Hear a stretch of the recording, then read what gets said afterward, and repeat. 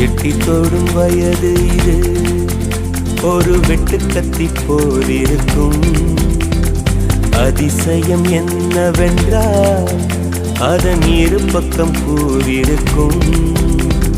கனவுக்கு செயல் கொடுத்தால் அந்த சூரியனில் செடி முளைக்கும்.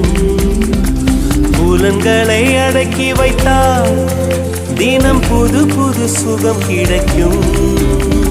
காலில் குத்தும் வாணி உன் ஏழி என்று காமி, பல இன்பம் மல்லி சேர்த்து ஒரு மூட்டை கட்டி வாணி வாணி. பழ பழக்கிற பகலானி, பட படக்கிற அகலானி, அனல் அடிக்கிற துகுலானி, நகலின் நகலானி.